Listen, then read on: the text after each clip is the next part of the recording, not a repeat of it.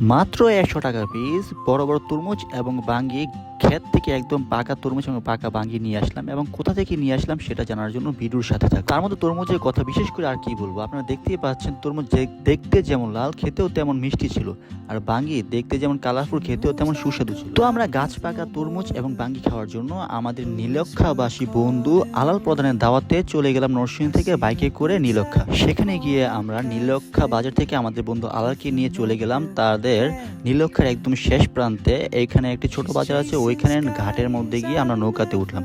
তবে মজার বিষয় হলো নৌকাতে উঠে ওই পারে যাওয়ার জন্য আমাদের একটা টাকাও দিতে হয়নি।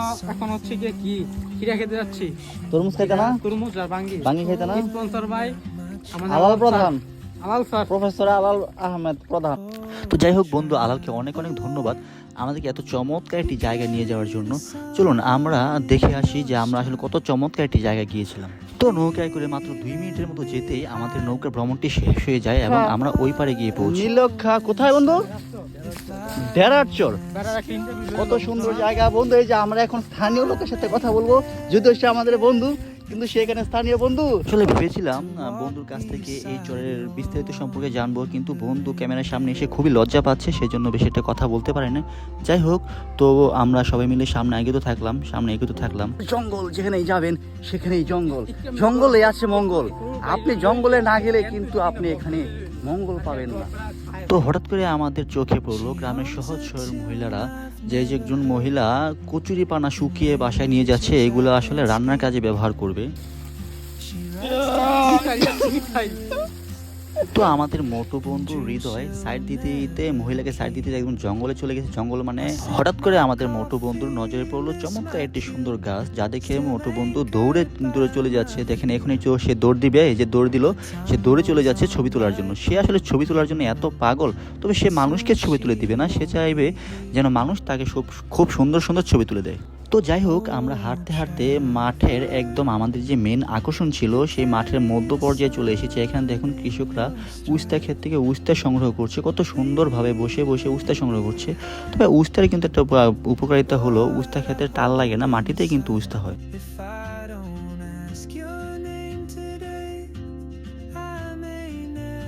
উস্তার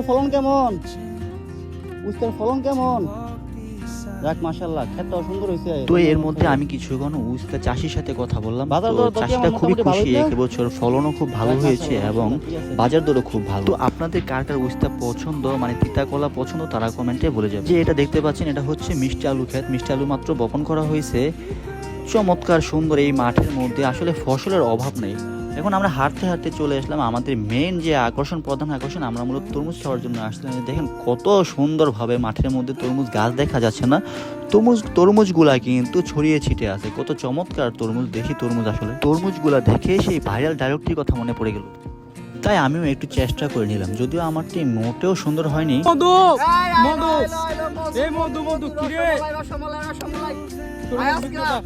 যাই হোক, একটি তরমুজ পেরে নিয়ে আসলাম। কৃষক বললো যে তরমুজটা খুব লাল হবে, পাকছে সুন্দরভাবে, মিষ্টি হবে। এখন দেখা যাক, সে কাটতেছে, দেখা যাক আসলে কতটুকু লাল হয়।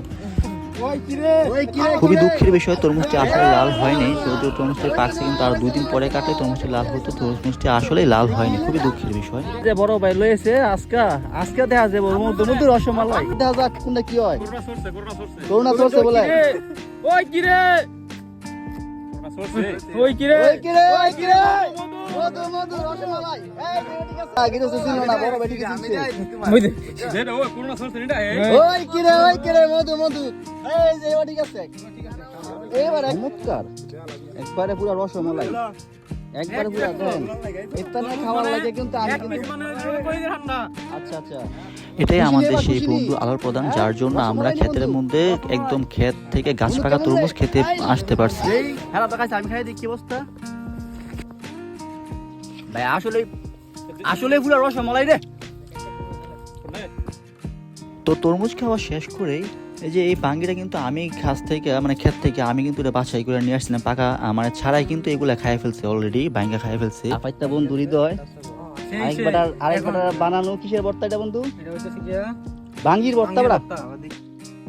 অবশেষে সমস্ত খাওয়া দাওয়ার শেষে তরমুজ, বাঙ্গি এবং বাঙ্গির ভর্তা খাওয়ার পরে আমাদের বন্ধু আলাল কিন্তু আমাদের বাসার জন্য দুজনকেই একটি তরমুজ এবং একটি বাঙ্গি সে নিজের টাকা দিয়ে কিন্তু ক্ষেত থেকে কিনে আমাদের জন্য দিয়ে দিয়েছে যাতে বাসায় নিয়ে আসতে পারি। বন্ধু অনেক অনেক ধন্যবাদ তোমাকে এত মজাদার গাছ পাকা তরমুজ এবং বাঙ্গি খাওয়ানোর জন্য।